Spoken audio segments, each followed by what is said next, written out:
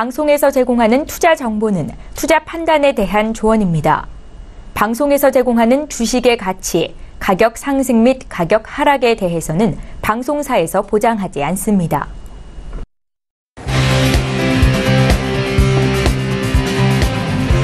슈퍼스탁 발굴 프로젝트 글로벌 슈퍼스탁의 김민아입니다.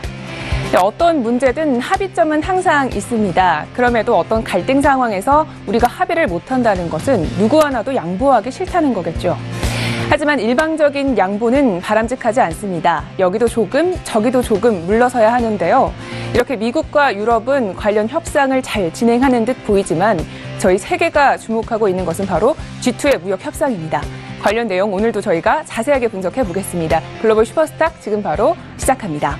저희 방송은 서울경제TV 홈페이지 그리고 톡스타 홈페이지를 통해서 함께하실 수 있습니다. cntv.co.kr, 톡스타.co.kr을 통해서 접속해 보시기 바랍니다. 참고로 본 방송에서 제공하고 있는 정보는 투자 판단에 대한 조언일 뿐 주식의 가치나 수익률을 보장하고 있지 않습니다. 저희 서울경제TV는 자본시장법을 준수하여 1:1 투자상담, 유사수신행위, 무인과 영업행위, 불법 대여계좌 홍보 및 가입 권유 등 모든 불법 사항들 엄중하게 금지하고 있습니다.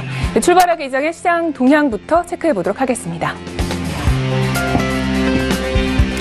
먼저 국내 증시부터 살펴보도록 하겠습니다. 어제는 관망세를 이어갔었는데요. 현재 10시가 조금 이어가는 시간입니다. 현재 코스피 지수는 0.35% 오르면서 2265선으로 유지하고 있습니다. 수급 동향도 함께 체크해 보도록 하겠습니다. 현재 코스피 지수에서는요, 기관과 외국인이 모두 사고 있습니다. 외국인은 250억 원 정도 사고 있고요. 개인은 나홀로 361억 원 매도 중입니다. 이어서 코스닥 지수도 함께 체크해 보겠습니다. 코스닥 지수는 0.08% 소폭 내리면서 793선으로 이어가고 있습니다. 역시 수급 동향 체크해 봐야겠죠. 코스닥 지수에서는요, 반대로 이어가고 있습니다. 기관과 외국인이 쌍끌이 매도 중이고요. 개인만 나홀로 606억 원 정도 매수 중입니다. 최근 국내 선물 시장에서는요, 이 금융 투자를 필두로 해서 외국인과 기관의 쌍끌이 매수가 들어온 점 긍정적으로 분석해 볼 수 있겠습니다.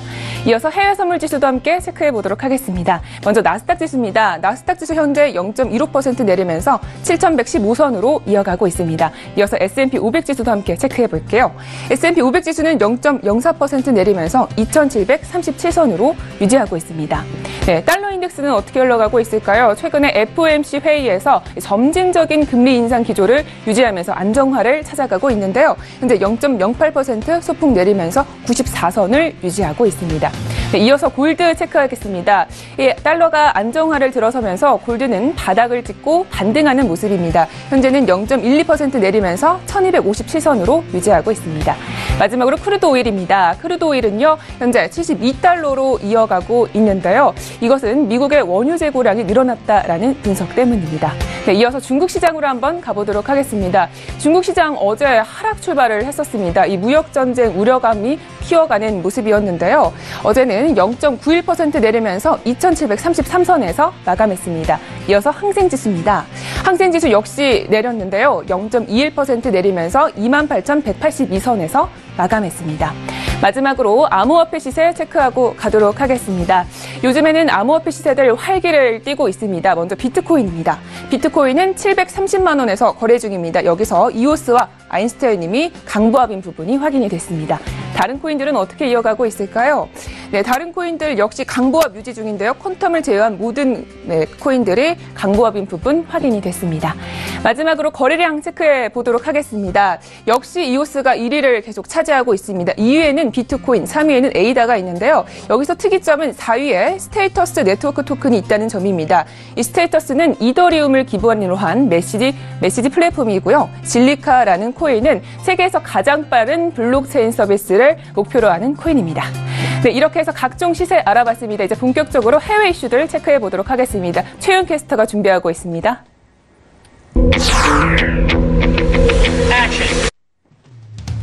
안녕하세요. 최윤입니다. 오늘의 해외 이슈 두 가지 함께 알아보도록 하겠습니다. 오늘 어떤 이슈들 나와 있는지 함께 살펴보시죠.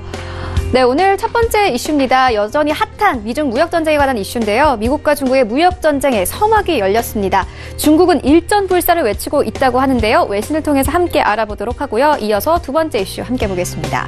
미국의 장단기 국채금리차가 11년 만에 최저 수준이라고 합니다. 경기 침체가 아니냐 이런 우려도 함께 나오고 있는데요. 외신을 통해서 함께 알아보도록 하겠습니다. 네, 먼저 첫 번째 기사입니다. 함께 보시면요. 로이터 통신에 나온 기사고요. 제목 보시면 Trade war could hurt these economies far more than US-China 이렇게 제목 나와 있습니다. 무역전쟁이 미국과 중국을 제외하고 these economies 그러니까 이러한 국가들의 경제를 더욱더 망칠 수 있다 이렇게 설명을 하고 있는데요. 어떤 국가들인지 조금 이따가 다시 알아보도록 하고요. 먼저 자세한 내용 함께 보시겠습니다. 미국과 무역전쟁을 목전에 두고 있는 중국은 물러날 기미를 보이지 않고 있다. 중국 언론들은 미국 압박에 굴복하지 말자는 사설과 논평을 내놓고 있으며 양국 간 물밑 협상 소식도 더 이상 들려오지 않고 있다. 이렇게 설명을 하고 있습니다. 그렇다면 어떤 국가들이 영향을 받게 될까요? 함께 보시겠습니다. 여기 보시면요. 대만, 헝가리, 그리고 체코, 그리고 우리나라, 그리고 싱가포르 이런 국가들이 미국과 중국보다 오히려 무역전쟁으로 인한 피해를 볼 수 있다. 이렇게 설명을 하고 있습니다.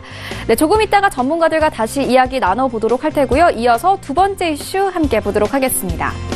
네, 파이낸셜 타임즈에 나온 기사입니다. 제목 보시면 Gap between 2 and 10-year Treasury yield lowest since August 2007 이렇게 제목 나와 있습니다. 2년 국채 금리와 10년의 국채 금리가 이 차이가 2007년 8월 이후 최저치다 이렇게 설명을 하고 있습니다. 자세한 내용 한 걸음 더 들어가서 함께 보도록 하겠습니다. 파이낸셜 타임즈에서는요, 미국의 장단기 국채 금리차가 0.3%포인트 아래로 하락했다. 이에 따라 10년물과 2년물 국채 금리차를 반영하는 수익률 곡선도 2007년 8월 이후 가장 평평해졌다. 이렇게 설명을 하고 있습니다. 한 전문가의 워딩 함께 보시죠. 한 전문가는요, 수익률 곡선이 더욱더 평탄해질 것으로 예상이 되면서 제로에 이를 수도 있다. 이렇게 설명을 하고 있는데요. 앞으로 우리는 시장에서 어떻게 대응을 해 나가야 할까요? 전문가들과 함께 이야기 나눠보도록 하겠습니다. 네, 최윤 캐스터 수고하셨습니다. 이제 본격적으로 글로벌 슈퍼스타 출발해보겠습니다. 저희 글로벌 슈퍼스타 금요일에 책임지시고 계시는 윤진 멘토님 나와 계십니다. 인사 나눠볼게요. 안녕하세요. 안녕하세요. 네, 반갑습니다. 자, 첫 번째 이슈 저희가 외신을 통해서 일단 알아봤는데요. 네. 자, 표현해보니까 이 미국과 중국과의 무역전쟁 발발이라는 것이 눈에 띕니다. 어떤 내용인가요? 일단 무역전쟁 기존의 관세 부과 부분이 오늘부터 발효가 되는 상황입니다. 이제 에어포스원에서 직접 트럼프가 기자들 통해서 인터뷰를 거쳤는데 일단 1차적으로 340억 달러에 대해서 중국에 대한 관세 부과 매기기로 시행을 했고요. 중국 측에서는 이제 오늘 또 추가적으로 보복 관세에 대한 얘기를 꺼내게 되는 상황입니다. 아직까지는 꺼내지 않았는데 일단 전일장 기준으로 원래 중국 시간대가 더 빠르기 때문에 중국이 먼저 보복 관세 얘기를 꺼낼 수가 있었어요. 근데 중국은 일단 선관세를 매기지 않고 미국한테 패턴을 넘긴 다음에 미국이 매기는 걸 보고 매기겠다라는 쪽으로 포지션을 잡았고요. 일단 미국은 내는 쪽으로 포지션을 맞췄기 때문에 중국도 보복관세 조치를 취할 걸로 보여집니다. 네. 자, 그럼 만일 이 무역 관세 부과가 전격적으로 시작이 된다면 좀 어떻게 구체적으로 부과가 되는 건가요? 네, 일단 15일 기준으로 이제 500억 달러 규모의 중국 수입품에 대해서 2단계로 나눠서 이제 관세를 매기기로 정해졌는데 일단 먼저 우주항공 IT 기술 산업기계 신소재 등등등 해가지고 공격적으로 좀 보시면은 중국 2025 정책에 대한 부분을 먼저 1차적으로 매기기로 포커스를 맞췄습니다. 이 부분이 340억 달러에 해당하는 부분이고요. 2차적으로 2주 뒤에 나머지 160억 달러에 대한 부분을 관세로 매기기로 정해졌다고 보시면 될 것 같습니다. 일단 퍼센트는 25%에 대한 금액이고요. 340억 달러에 대해서 관세 품목 자체는 미국이 조금 더 많습니다. 근데 금액 자체는 거의 비등비등하기 때문에 일단 금액에 대해서는 뭐 미국이나 중국이나 서로 그냥 싸우고 있는 퍼센티지가 똑같다라고 보시면 될 것 같고요. 일단 품목 비중 보시면은 중국이 미국한테 매기는 퍼센트는 대부분 다 대두, 뭐 자동차, 화학 제품, 그다음에 에너지 쪽 핵심 분야들 보시면은 미국이 과거부터 진행해왔던 1, 2차 산업 분야에 대한 부분이 좀 크죠. 그래서 지금 미국은 중국의 앞으로의 미래 발전을 막는 쪽으로 관세 부과를 매기고 있고 중국은 현재 미국이 수출을 해서 수익을 내고 있는 파트들에 대해서 관세 부과를 매기는 부분 이렇게 해서 좀 앞으로 관세를 매기는 부분의 파트가 차이가 난다라고 보시면 될 것 같습니다. 알겠습니다. 이 품목들의 차이가 날 뿐 지금 현재 관세 규모는 25%로 동일했습니다. 자, 그러면 이 무역 전쟁이 진짜로 도래한 상황이잖아요. 앞으로의 전망 좀 어떻게 보시나요? 네, 일단 첫 관세 제재가 시행된 다음에 양국 모두 좀 이번 일정으로 인해서 데미지를 좀 입을 수밖에 없습니다. 그리고 미국 입장에서는 지금 어제 에어포스원에서 트럼프가 직접 발언한 바에 따르면 앞으로 보복 관세 조치를 중국이 똑같이 매기게 된다면은 본인들은 5천억 달러 규모로 지금 현재 시행되는 게 500억 달러죠. 그럼 앞으로 10배 가량으로 추가로 보복 관세를 매길 수 있는 금액이 남아 있다라고 얘기를 했습니다. 그러니까 한마디로 계속 보복 관세를 매길 때마다 더 매길 거고 보복 관세 매기면 더 매기고 이걸 계속해서 5천억 달러까지 반복해서 매길 수가 있다라는 부분으로 보시면 될 것 같고요. 일단 선관세로 매기는 부분은 2천억 달러에 대한 부분을 이미 내역을 준비해두고 있고 그 다음에 2천억 달러가 채워지고 나면은 3천억 달러까지 높여서 2차 내역을 발표하겠다라는 쪽으로 포커스를 맞춘 상태입니다. 자, 일단은 중국이랑 미국이랑 둘 다 서로 이 관세부과를 매기게 되면은 데미지가 생길 수밖에 없죠. 미국도 데미지가 생길 거고 중국도 데미지가 생길 수밖에 없습니다. 근데 일단 중국 쪽 관점에 따르면은 중국 내부에서 오히려 더 타격이 클 것이다라고 분석을 하고 있고요. 미국과 중국이 싸웠을 때 단기적으로는 중국이 좀 더 출혈이 크겠지만 일단 미국도 그에 대한 타격을 입을 수밖에 없고 일부 기업들이 죽어가는 것을 지켜볼 수밖에 없다라는 관점에서 중국은 약간의 기대를 하고 있습니다. 미국 기업이 죽는 동안에 미국 정부에서 관세 부과에 대한 부분을 좀 무리했다라고 판단해서 다시 롤링백을 하지 않을까라는 기대감을 살짝 하고 있고요. 근데 지금 트럼프의 입장을 보시면은 그렇게 강경한 입장이기 때문에 지금 기존에 내놨던 관세 정책에 대해서 롤링백까지 하지는 않을 것 같습니다. 계속해서 오히려 더 매기면 매겼지 중국이 물러날 때까지 매기면 매겼지 물러나는 모습을 먼저 보여주지는 않을 것 같고요. 근데 그런 모습에서 일단 장기적으로 두 국가 다 충돌이 생길 거고 피해가 생길 거고 그 다음에 중국이 단기적으로 먼저 피해는 보겠지만 다른 관점이 하나가 더 있습니다. 장기적으로 이게 먼저 쭉 흘러갔을 경우에는 중국 같은 경우에는 기반 산업 자체가 실질 현금을 불러들이는 데 있고 미국 같은 경우에는 금융권을 통해서 사실 레버리지를 이용한 수익을 내는 방식이 좀 크죠.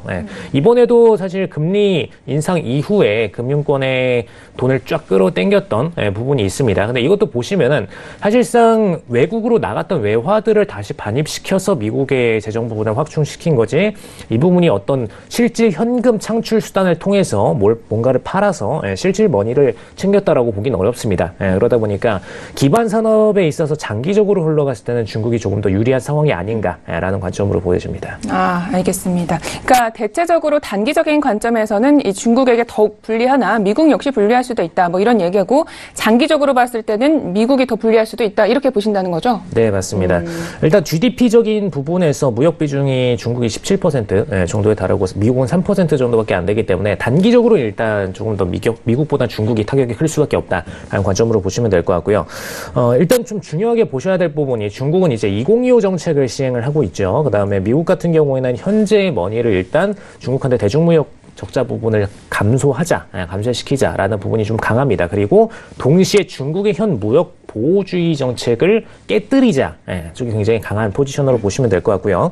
근데 문제는 이 보호무역주의를 깨뜨리려는 과정 자체가 굉장히 중국의 어떤 개방을 먼저 이끌어내지 않으면은 미국이 똑같이 중국과 같은 보호무역주의를 시행해야 되는 그런 상황입니다. 사실 중국은 공산주의라는 정책을 좀 이용해가지고 기존의 보호무역주의를 굉장히 강화하고 있었던 상태이기 때문에 이걸 한순간에 딱 깨뜨려서 없애기가 쉽지가 않죠. WTO 측에서 굉장히 강한 중재를 통해서 중국의 보호무역지를 해체하고자 노력을 하지 않는다면 사실 미국 입장에서 이걸 먼저 해체하기 쉽지 않습니다.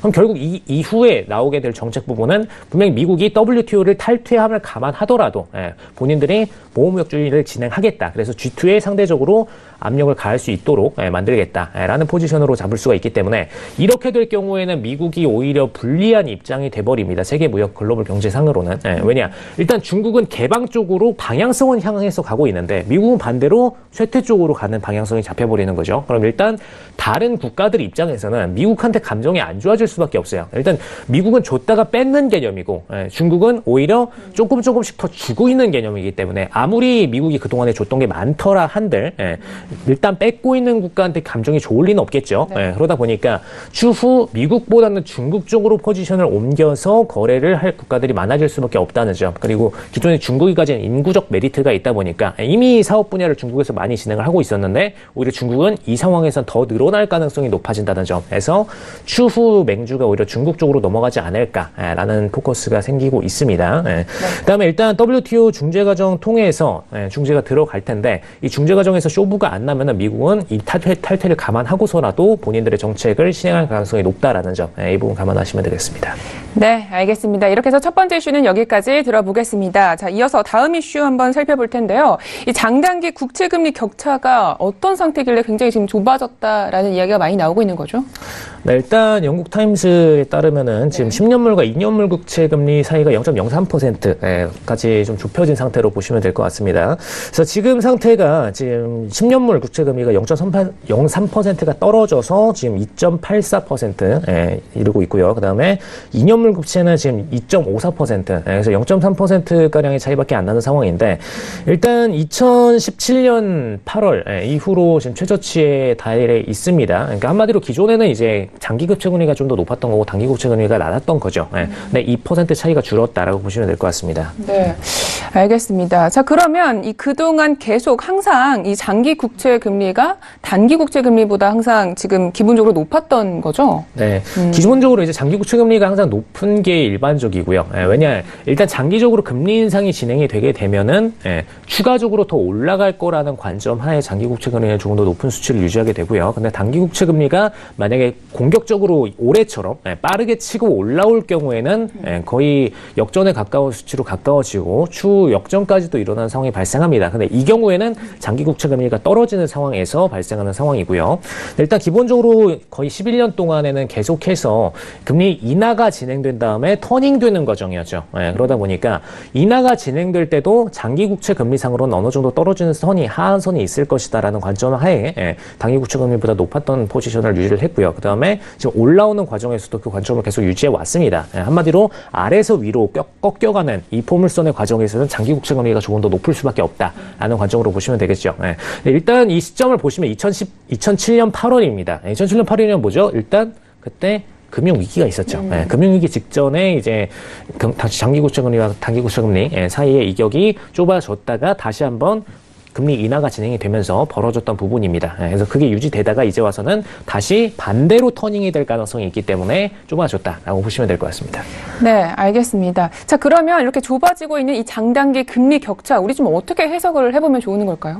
네, 이제 보통 금융기관에서는 이 장단기 국채 금리의 퍼센티지 차이를 수익률 곡선이라는 걸로 좀 표현을 하는데 이 수익률 곡선이 점점 평탄해지는 현상을 좀 경기 침체 현상으로 분석을 하고 있습니다. 그래서 이 2년물 국채와 장기 10년물 국채의 금리 차이가 좁아진다는 거는 뭐 간단히 차트로 이해를 하시자면은 일반적으로 주식 차트를 보실 때 뭐 240선과 20선이 가까워진다 이런 어떤 이격적인 부분으로 생각을 이해를 하시면 될 것 같아요. 근데 차이가 있습니다. 이건 단순히 이평선과는 좀 다른 개념이기 때문에 일단 장기적으로 금리가 계속해서 올라갈 수 있다.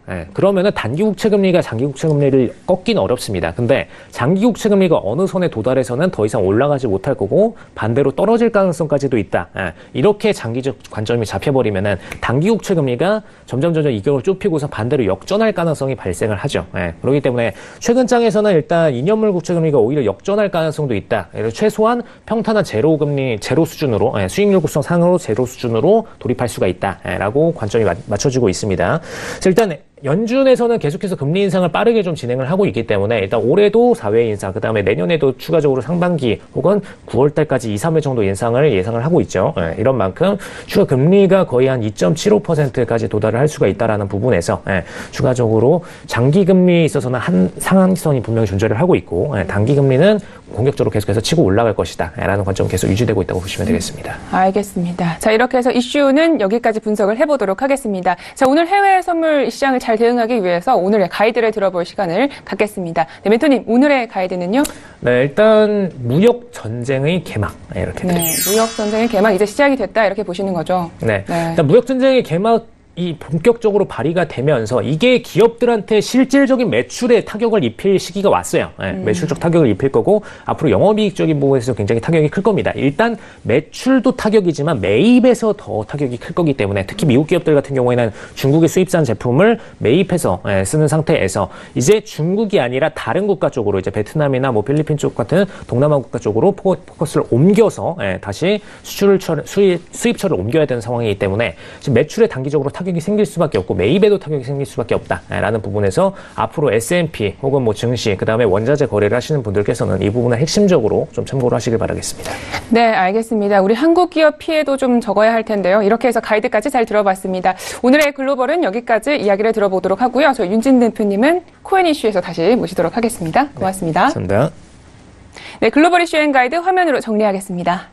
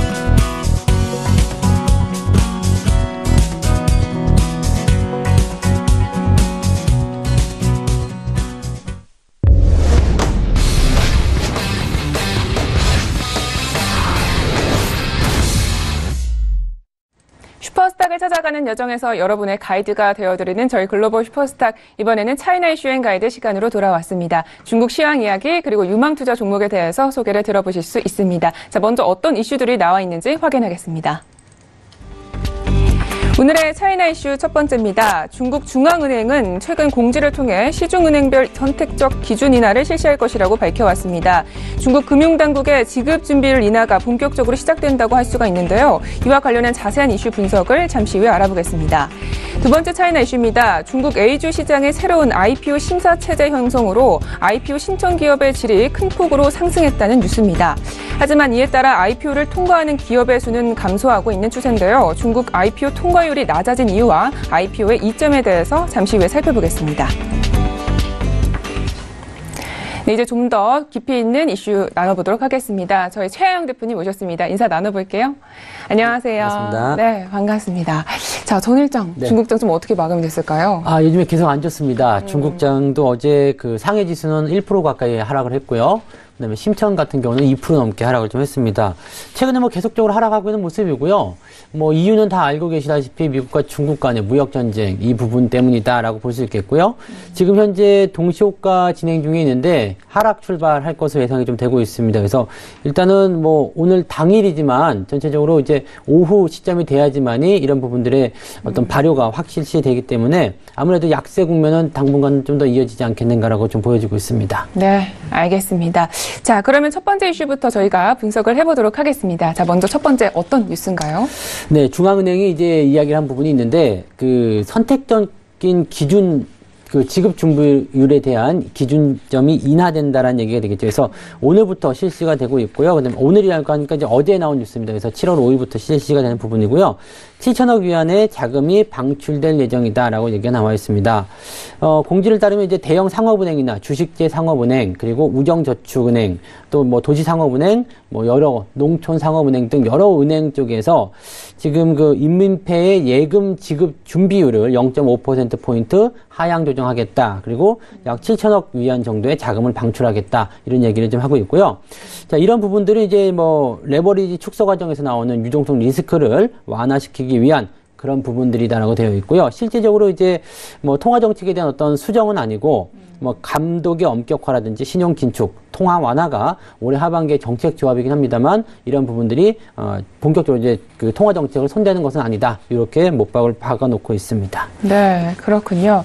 자, 그렇다면 이 은행의 지급 준비율 인하가 시장에서는 좀 어떤 의미를 가질까요? 뭐 말 그대로 이제 그 지급 준비율입니다. 그러니까 만약에 그 유사시에 이제 고객들이 와서 돈을 달라 이렇게 얘기했을 때 은행이 돈을 내어줘야 되잖아요. 근데 그런 부분들을 이제 건전하게 하기 위해서 은행 자체에 현금을 유보해보고 있는 대비해서 가지고 있는 그런 것을 이제 지급 준비율이다라고 이야기하는데요.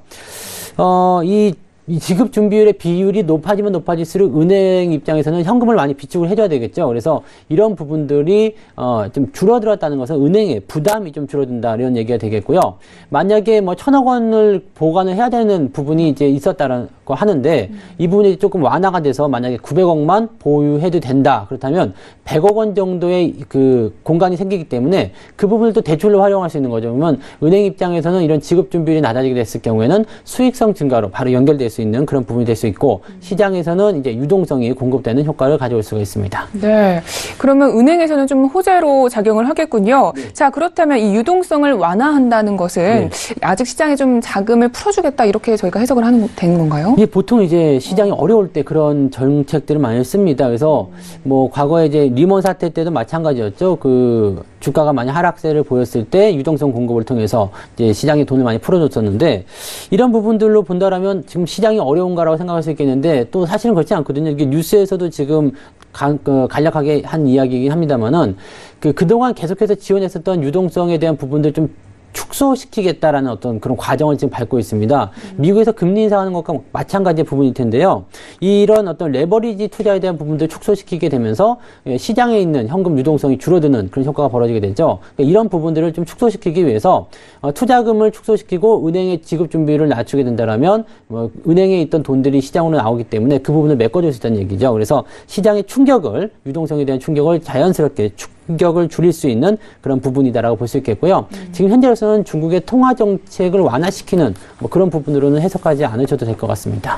알겠습니다. 네, 이렇게 해서 첫 번째 이슈는 여기까지 분석을 해보고요. 다음 이슈로 넘어가 보도록 하겠습니다. 자, 뉴스 소개부터 들어보겠습니다. 네, IPO 관련한 내용입니다. 최근에 이제 그 샤오미가 이제 오늘인가요? 다음 주인가요? 이제 그 IPO를 통해서 중국 홍콩 증시에 상장을 하게 되는데요. 이번에 엄청난 대여라고도 하죠. 그러니까 이 IPO라는 부분에 대해서 굉장히 이제 사람들이 관심을 많이 가지게 되는데 뉴스로 나온 거죠.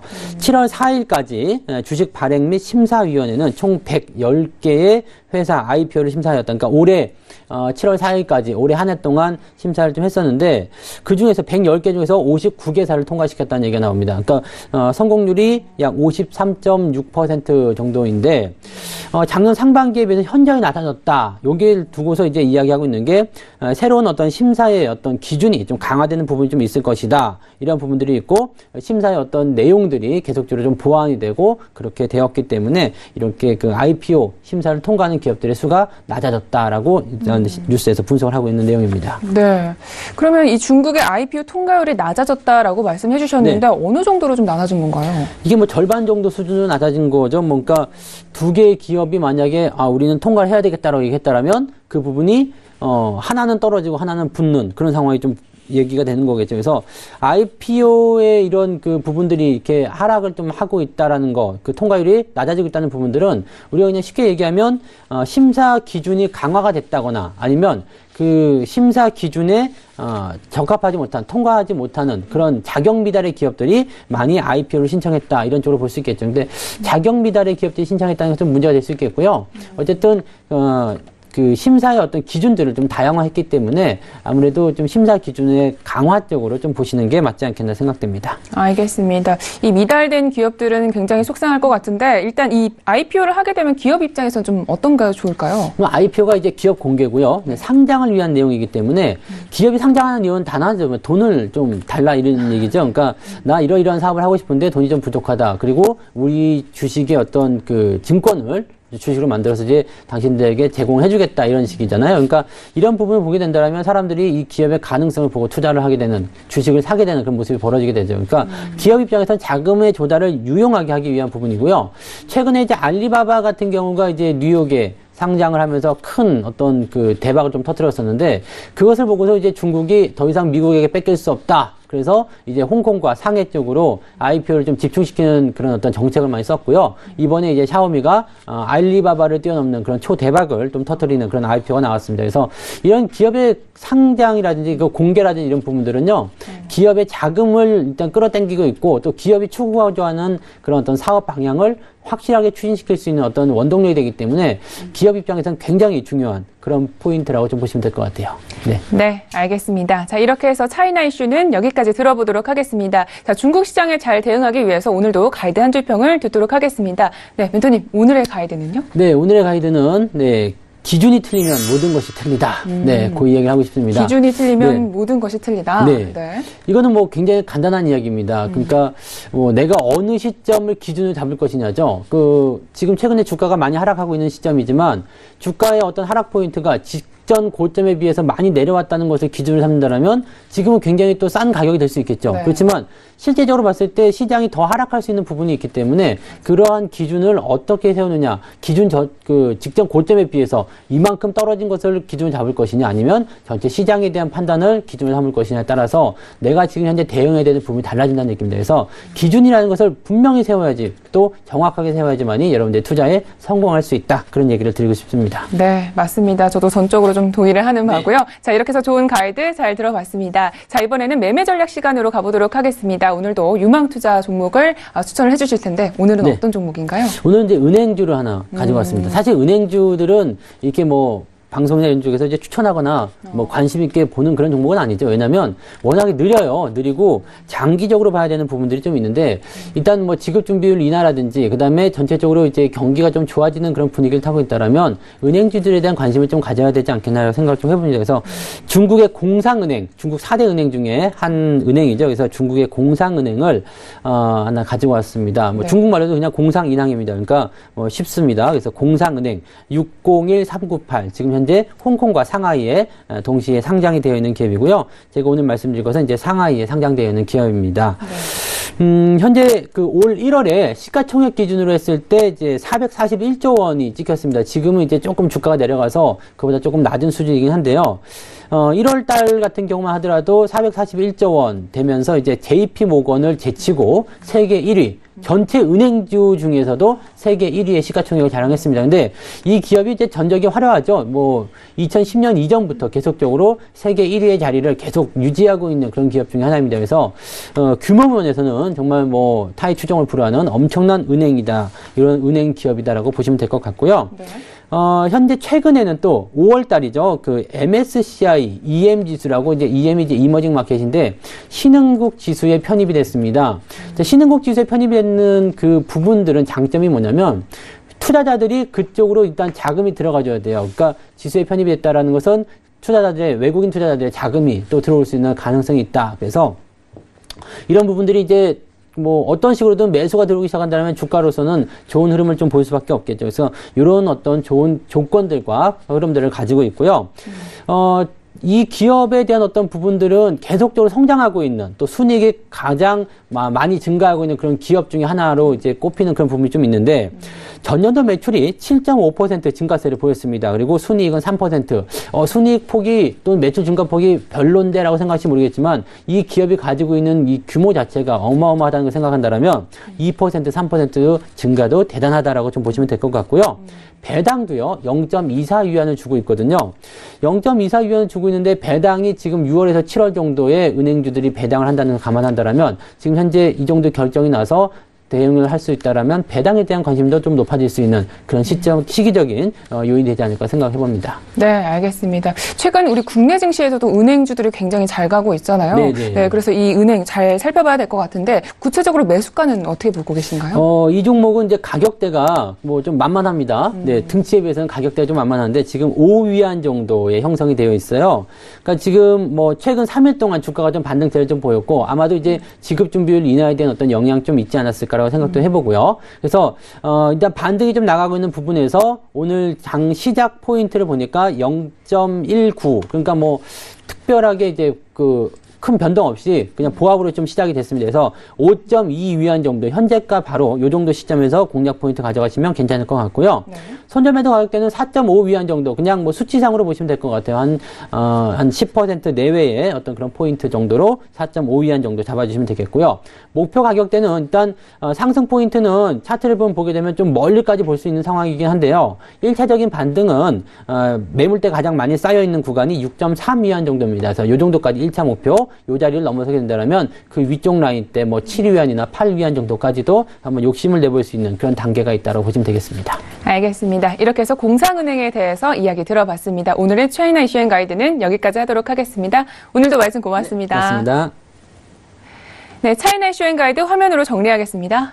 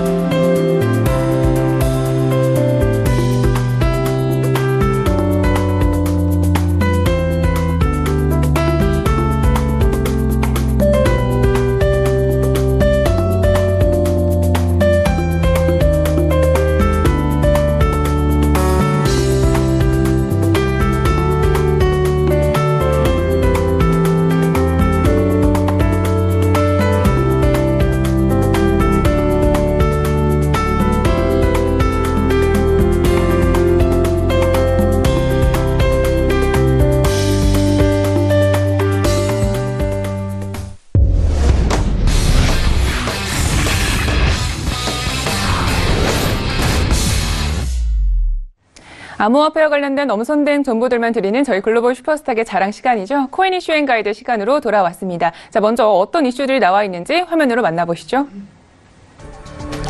첫 번째 코인 이슈입니다. 지난 3일 모든 서비스를 일시 정지하며 논란을 일으켰던 중국 최대 암호화폐 거래소 바이낸스가 다시 서비스를 재개했습니다. 바이낸스 거래 서비스 중단 사태에 대한 모든 것 잠시 후에 첫 번째 코인 이슈에서 분석해드립니다. 두 번째 이슈입니다. 미국의 경제 제재에 몸살을 앓고 있는 이란이 자국 내에서는 모든 암호화폐 거래에 대해 검열하고 있는 것으로 밝혀졌습니다. 이란은 왜 암호화폐 거래에 대해 검열을 시작한 것인지 그 이유에 대해서 잠시 후 알려드립니다. 네, 이제 본격적으로 이슈를 분석을 해보겠습니다. 저희 윤진 멘토님 다시 모셨습니다. 네, 안녕하세요. 네, 안녕하세요. 네, 첫 번째 이슈 분석을 해보겠습니다. 어떤 내용인가요? 일단 바이낸스가 거래 정지 사태가 한번 있었는데 이제 시트코인의 220만 배, 퍼센트가 아닙니다. 220만 배입니다. 배의 급등세를 보이면서 이 거래에 대한 중지가 들어갔고 이제 어제장 기준으로 해서 다시 거래 재개가 돌아갔던 부분에 대한 이슈입니다. 네. 그러니까 바이낸스가 거래 정지가 여태껏 좀 되어 있었다는 거죠? 여태껏 정지된 건 아니고요. 굉장히 좀 그렇게 긴 시간은 아니었습니다. 긴 시간은 아니었고 7월 3일부 오후장 기준으로 해서 종료가 되었었고 일시적으로 중지됐다가 지금 7월 5일장 기준으로 해서 다시 거래 스타트가 들어갔는데 일단 이 거래 기간 동안에 좀 제가 보여드릴게요. 차트를. 차트 바이낸스 차트를 좀 가져와 봤는데 이게 거의 차트인가 싶을 만큼의 수준입니다. 보시면은 0.000340, 340 비트코인 위치에 있다가 급등세가 딱 나오면서 96 BTC. 보이시나요? 여기서 지금 차트가 이 부분이 안 보여요. 딱 보시면은 이게 96 BTC입니다. 이동한 거를 좀 보시면은 바로 급등 전 가격 보시면 0.00340 BTC였는데 이게 96 BTC까지 올라갔습니다. 이거 계산해 보시면은 280만 배입니다. 여기 기사에는 220만 배다라고 했지만 정확히 이제 3시 가격 기준으로 체크하고 그 다음에 4시에 급등장 이후에 96 BTC까지 계산을 해보시면은 280만 배의 급등을 보였다. 보시면 될 것 같고요. 이거 퍼센트로 전환을 하면은 뭐 2억 퍼센트?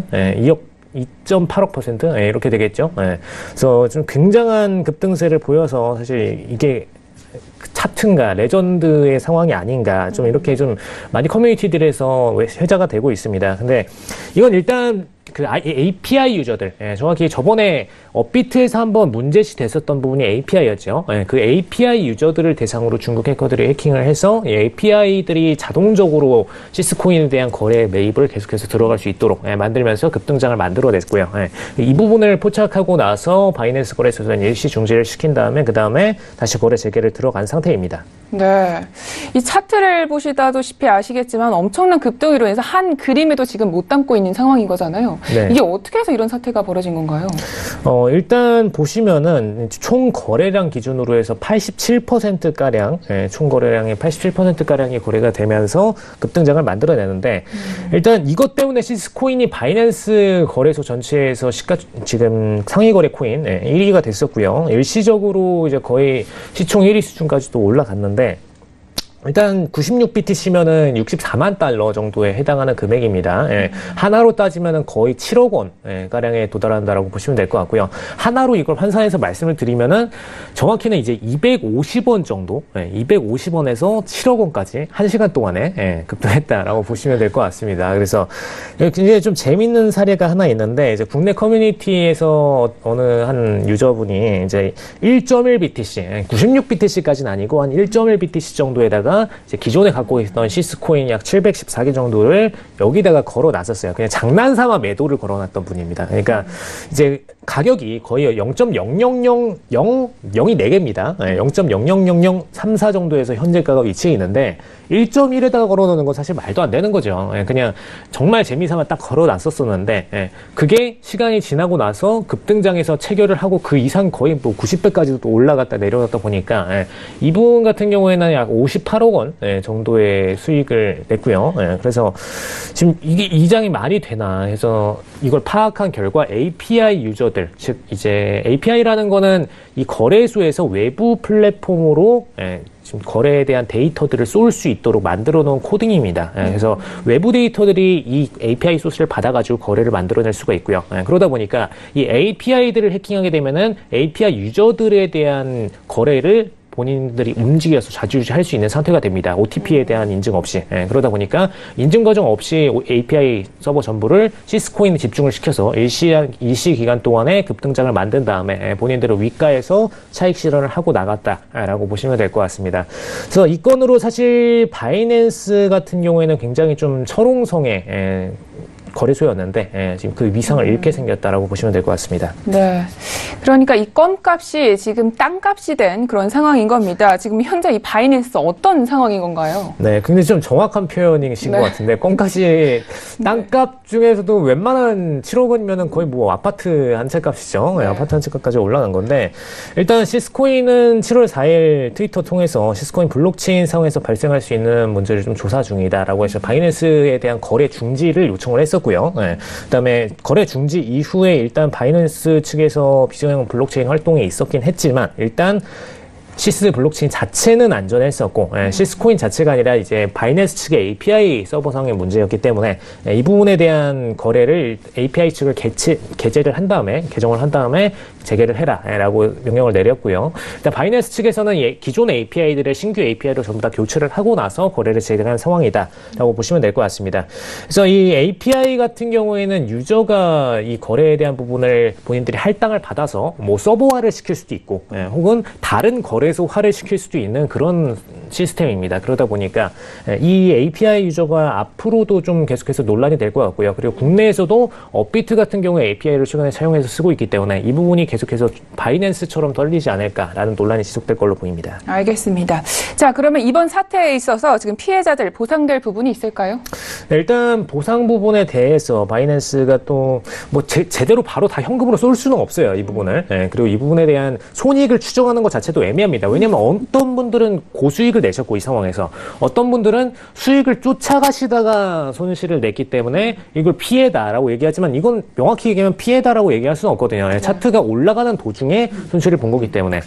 그래서 본인들이 그걸 알고선 진입했었고 수급에 의존해서 청산한 거기 때문에 손실이라고 좀 보기는 어렵습니다. 다만 주장은 할 수 있겠죠. 이건 API가 털렸기 때문에 급등장에 나왔던 거고 이게 소비자들을 현혹시켰고 이걸로 인해서 손실이 발생했다라고 얘기할 수 있는 부분이기 때문에 굉장히 좀 애매한 부분이 많습니다. 그래서 이 불규칙한 거래들을 일단 제거하고 나서 불이익 받은 고객에 대해서는 7월 5일부터 14일 사이에 제로 프리 거래, 한마디로 이제 거래 그 수수료를 안 받겠다라고 한 부분이죠. 그 다음에 바이낸스 유저를 위한 뭐 안전자산 펀드 SAFU를 형성해서 유저들의 펀드 보호하기 위한 목적으로 본인들 매출 수수료 기준으로 해서 10%를 계속해서 이쪽 펀드로 넣겠다라는 관점을 내세웠습니다. 한마디로 그냥 이제 나머지 수익금에 대해서 좀 유저들을 위한 봉사 개념의 펀드를 계속해서 투자를 하겠다라는 개념으로 보시면 될 것 같고요. 직접 배상 과정은 아닙니다. 왜냐 일단 API를 통해서 거래 해킹이었기 때문에 이 해킹 사례에 대해서 피해자에 대한 부분을 추정하기가 굉장히 어렵고요.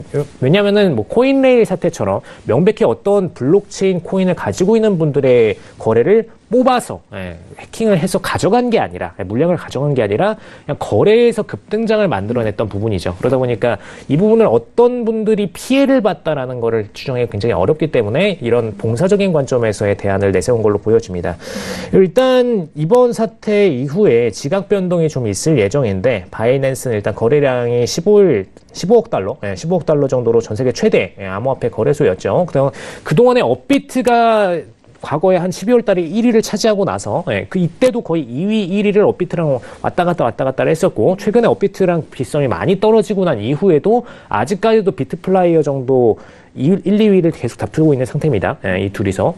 이런 상태에서 사실 최근 장에 보시면은 암호화폐 거래소 중에 해킹을 당하지 않았던 거래소로서 A 등급을 받으면서 지금 후오비, 그 다음에 OKX, 그리고 뭐 바이낸스 이렇게 해서 총 4개 거래소가 지금 최상위권에 위치를 해 있었죠. 해킹을 그동안에 당하지 않았던 철옹성이다라는 개념으로. 근데 이 개념이 이제 깨졌고, 그리고 유저들 입장에서도 또 언제 본인들 코인이, 시스코인이 아니라 본인들이 보유하고 있는 코인이 이런 급등장이 나올 수도 있을지 모른다라는 관점에서 일단 거래에 대한 위험성을 인지하고 빠져나갈 수도 있기 때문에 이런 부분에 있어서는 거래소의 위상이 상당히 떨어질 것이다 라고 보시면 될 것 같습니다.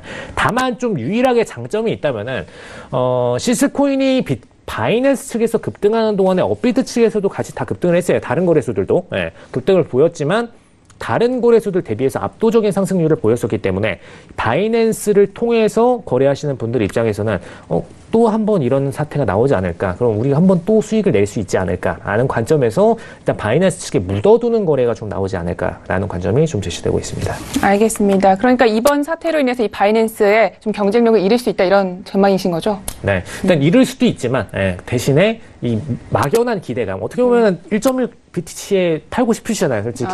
저 같아도 좀 팔고 싶을 것 같은데 그런 관점에서 묻어두는 매도 거래량들이 굉장히 많지 않을까라는 관점으로 좀 보시면 될 것 같습니다. 네, 알겠습니다. 계속해서 다음 이슈도 함께 체크를 해보도록 하겠습니다. 이란과 관련된 이야기인데 어떤 뉴스인가요? 네, 일단 이란 측에서 암호화폐 거래에 대한 검열을 들어가기로 진행을 했는데 이번에 이란 경제 제재가 본격적으로 들어가면서 시행된 전체적으로 보시면 될 것 같습니다. 네, 지금 현재 이란이 자국 암호화폐 거래를 그러니까 감시하고 있다 이런 거죠? 네, 일단 암호화폐 거래에 대해서 정부에서 직접적으로 검열을 들어간다라고 보시면 될 것 같고요.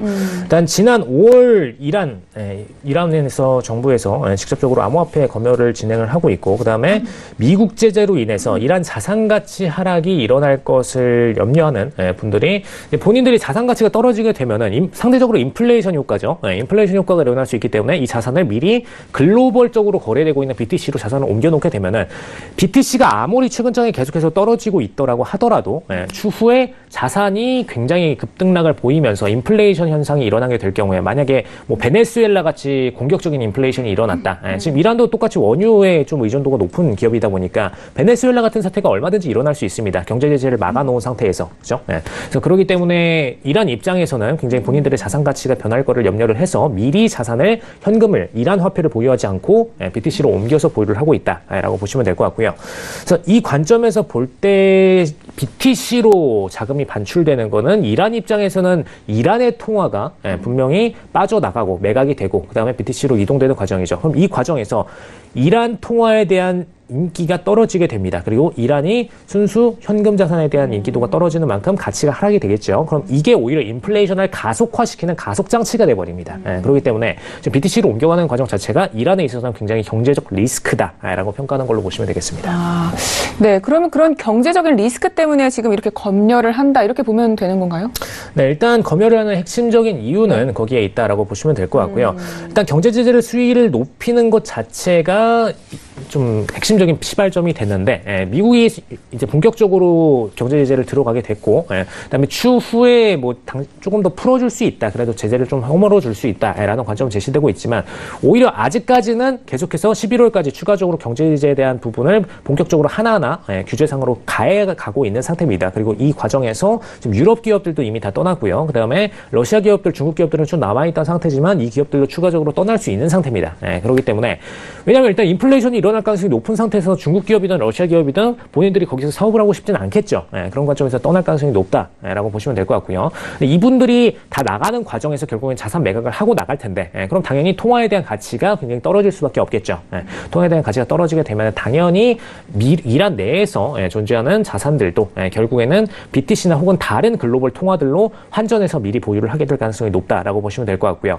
근데 다른 뭐 지금 달러에 대한 인기도도 굉장히 좀 높은 상태입니다. 이란 내에서. 근데 다만 BTC 같은 걸로 전환을 하는 과정 자체가 일단 달러로 환전을 하고 하는 과정에서 수수료가 굉장히 대량으로 발생을 하죠. 그리고 이 과정에서 대량으로 자금이 이동을 할 때 좀 부자들 같은 경우에는 자금 추적이 굉장히 일어날 수가 있습니다. 그런 면에서 정부에서 이 자금 추적에 대한 부분을 가하고 이 자금에 대해서 압류를 가한다든지 혹은 추가적인 경제 제재 정책을 가할 수가 있기 때문에 그런 면에서 암시장으로 돌아갈 수 있는 암호화폐 쪽으로 굉장히 통화가 많이 움직이고 있다. BTC뿐만 아니라 다른 암호화폐 쪽도 마찬가지입니다. 그래서 이런 부분이 문제시되고 있기 때문에 암호화폐 거래소들과 직접적으로 협력을 해서 이 BTC나 혹은 다른 암호화폐로 대량의 통화가 움직이는 부분을 검열을 하고 있다고 보시면 될 것 같습니다. 근데 일단 이 부분에 있어서 암호화폐에 대한 앞으로 추가 규제, 추가 거래소 규제에 대한 부분은 나오고 있지 않은데 분명한 부분은 이란이 이 자금 반출에 대해서 반발을 하고 있는 만큼 분명히 본인들의 통화가 왼쪽으로 빠져나가고 있기 때문에 이걸 잡고 싶은 어떤 수단이 필요할 겁니다. 근데 가장 먼저 생각나게 될 부분이 있어요. 가장 유사한 사례로 베네수엘라에서 페트롤을 발행을 해서 본인들의 통화를 막고 그다음에 오히려 반대로 외화를 페트롤로 유입을 시킨 사건이 있었죠. 그럼 이걸 볼 때 이란 입장에서는 우리도 암호화폐를 똑같이 오일 산유국이다 보니까 똑같이 암호화폐를 발행하게 되면은 외국에 자금을 오히려 반입을 시키고 본인들의 통화들을 다 정지를 시켜서 이 안에서 놀게 할 수 있지 않을까라는 생각을 분명히 하게 될 걸로 보입니다. 네, 알겠습니다. 자, 이렇게 해서 코인 이슈 앤 가이드는 여기까지 들어보도록 하겠습니다. 오늘도 말씀 모두 고맙습니다. 네, 감사합니다. 네, 오늘도 저희 글로벌 슈퍼스탁은 해외 선물과 중국 주식 그리고 암호화폐까지 전 세계를 대상으로 유망투자 종목 발굴하기 위해서 열심히 달려왔습니다. 저희 방송은요, 서울경제TV 홈페이지 그리고 톡스타 홈페이지를 통해서 함께하실 수 있습니다. 참고로 본 방송에서 제공하고 있는 정보는 투자 판단에 대한 조언일 뿐 주식의 가치나 수익률을 보장하고 있지 않다는 점 고지해드립니다.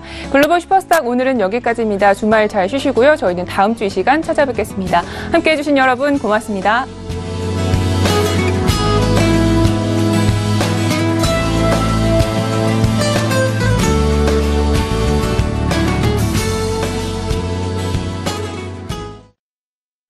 본 방송에서 제공하는 투자 정보는 투자 판단에 대한 조언입니다. 방송에서 제공하는 주식의 가치, 가격 상승 및 가격 하락에 대해서는 방송사에서 보장하지 않습니다.